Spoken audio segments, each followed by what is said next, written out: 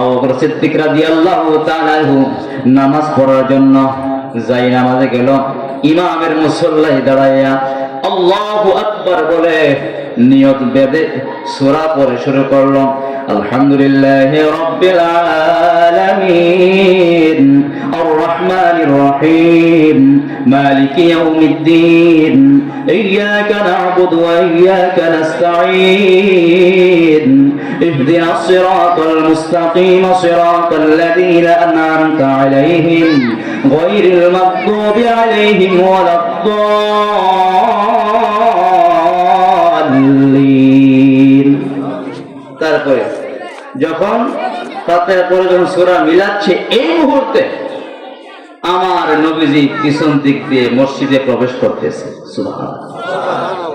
সাহাবায়ে কেরাম যারা পিছনে ছিল তারা টের পাইয়া কাতারের নামাজ অবস্থায় কাতারের মাঝখান দিয়ে রাস্তা করে দিছে। সুবহানাল্লাহ। রাস্তা করে দিছে। আর নবী আসতেছে, সাহাবায়ে কেরাম টের পাইছে, মাঝখান দিয়ে ফাঁকা করে দিয়ে সরে গেল। সরে আমার নবীর জন্য রাস্তা করে দিছে। আর আমার নবীজি কাতারের মাঝখান দিয়ে যাইতে যাইতে যাইতে যাইতে একবারে সামনের কাতারে ইমামের পিছনে গিয়ে দাঁড়াইলো। আর সাহাবায়ে কেরাম, আবু বকর সিদ্দিক তো ইমামতিতে আছে মনোযোগের সহিত, সাহাবায়ে কেরাম হাতের তালি দিচ্ছে, এভাবে আওয়াজ করতেছে, এ আবু বকর, বোঝাচ্ছে, মুখে ডাক দিচ্ছে না, আওয়াজ করতেছে, তালি দিচ্ছে যে নবী আসছে, নবী চলে আসছে, তোমার পিছনে নবী আছে। বুঝাচ্ছে তুমি ইমামতি করতেছো, জানো তোমার পিছনে, তোমার পিছনে তো রাহমাতুল লিল আলামিন। সুবহানাল্লাহ। আবু বকর নামাজ চালিয়ে যাচ্ছে, খবর নাই। আর আমাদের একটা মশা কামড় দিলে এমন জোরে মারি, মশা কই হাই হাই রে, আমি মশারে কদ্দুর, আমার এত জোরে থাপড় না দিল তাই মরতাম।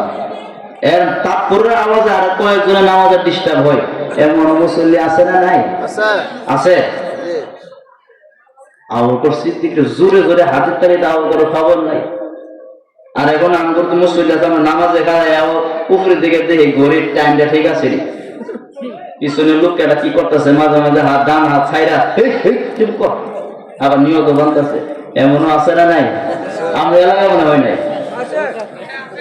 আমার এক দাদার সাথে আমি একবার নামাজ পড়তেছি ছোট সময়ে, তো দাদা ইমামতি করতেছে, আমি একামত দিছি, ছাত্র বয়স তখন, অনেক বছর আগে, 15-20 বছর আগে, 20 বছর আগের কথা।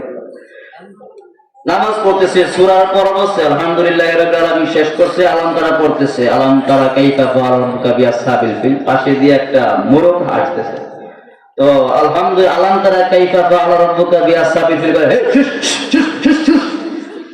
আমরা তো নামাজের মধ্যে হাসতে হাসতে নামাজ ছেড়ে দিচ্ছি। এমন মুসল্লি আপনার এলাকায় আছে? নামাজের মধ্যে যদি আউট কোনো কথা বলে নামাজ কি থাকে? নামাজ অবস্থায়, চলমান অবস্থায় যদি কেউ অট্ট হাসি দেয়, তার নামাজও শেষ, ওযুও শেষ। কথা কোন ঠিক কিনা? এটা হলো মাসালা। আবু বকর একটু জোরে জোরে তালি দিচ্ছে, বোঝাচ্ছে আবু বকর তোমার পিছনে রহমতের নবী আইসা পড়ছে, আর তুমি এখনো নামাজ চালিয়ে যাচ্ছ। সুবহানাল্লাহ। অথচ সেই নামাজ, যেই নামাজ চলমান অবস্থায় যদি কোনো মেম্বার আসে, মেম্বারকে সালাম দেওয়া যায় না। কোনো চেয়ারম্যান আসে, চেয়ারম্যানকে সালাম দেওয়া যায় না। কোনো এমপি আসে, এমপিকে সালাম দেওয়া যায় না। কোনো মন্ত্রী আসে, মন্ত্রীকে সালাম দেওয়া যায় না। প্রাইম মিনিস্টার আসলে সালাম দেওয়া যায় না। প্রেসিডেন্ট আসলে সালাম দেওয়া যায় না। কারণটা কি?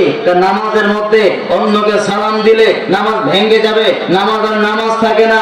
আর সেই নামাজের মধ্যে, তাশাহুদের মধ্যে আমার নবীর উপর সালাম আছে না নাই? খুঁজে পাইছেন না? কই কোন তো আত্তাহিয়াতু লিল্লাহি ওয়াস সালাওয়াতু ওয়াত তাইয়্যিবাত, এবারে কি আসসালামু আলাইকা আইয়ুহান নাবিয়্যু। আইয়ুহা মানে কাছে, নিকটে বুঝাইলে আইয়ুন শব্দ ব্যবহার হয়। আসসালামু আলাইকা আইয়ুহান নবী, ও আমার কাছের নবী, আপনার উপরে সালাম। আর দরকার সুবহানাল্লাহ। আবু বকর সিদ্দিক সাহাবায়ে কেরাম জোরে জোরে হাতে তালি দিচ্ছে, আবুর খবর নাই। তালির আওয়াজটা এমন ভাবে বাড়াইয়া দিল, মসজিদ কম্পন সৃষ্টি হয়ে গেল। আবু বকর গায়ের ব্যাপারটা কি? সাহাবায়ে কেরাম এত জোরে জোরে জোরে জোরে কোন হাতের তালি মারতেছে, হয়তো বা কোনো না কোনো ঘটনা আছে। কারণ আবু বকর জানে সাহাবায়ে কেরাম দুনিয়ার কোন মানুষের জন্য কোন অন্য কোন ঘটনার জন্য এমন ভাবে তালি দিবে না, নামাজ অবস্থায় আবু বকর বুঝতে পারছে অবশ্যই অবশ্যই তো জাহানের বাদশা নবী রহমতের নবী হাজির হয়ে গেছে। আবু বকর নামাজ অবস্থায় ইমামতির মুসল্লা সাইরা দিয়া পিছনে আসতেছে, আমার নবী ইশারা দেয় আবু বকর চালায়া যাও। আবু বকর কিন্তু নবীর ইশারায় চালায়া যায় নাই। আবু বকর ইমামতের জায়গা সাইরা দিয়া মুক্তাদের কাতারে দাঁড়ায় গেল, ইমামের মুসল্লা খালি। এখন আমার নবী তো বাধ্য হয়ে সেখানে যাইতে হবে, কারণ নামাজ তো চালায়া যাইতে হবে। আমার নবীজি গেল ইমামতের জায়গায়।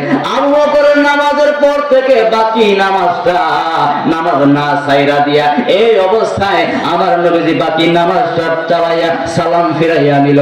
সালাম ফিরাইয়া আবু বকরকে ডাক দিয়া কয়, হে আবু বকর, আমি তো তোমাকে ইশারা দিয়েছিলাম নামাজ চালিয়ে যেতে, তুমি তারপরও কেন নামাজ চালিয়ে না যাইয়া তুমি নামাজের জায়গা সাইরা দিয়া এখানে পিছনে চলে আসলা?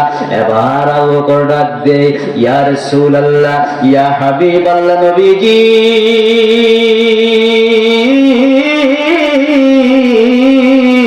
ও মায়ার নবী গো, আমি এমন বাপের সন্তান, আবু কুহাফার ছেলে, এত বড় দুঃসাহস কেমনে হবে গো নবী? আপনি রহমাতুল আলামিন নবীর পিছনে রাইখা আপনার সামনে দাঁড়াইয়া ইমামতি করবে? আবু কুহাফার ছেলের এত বড় স্পর্ধা কখনো হতে পারে না। আল্লাহু আকবার বলেন।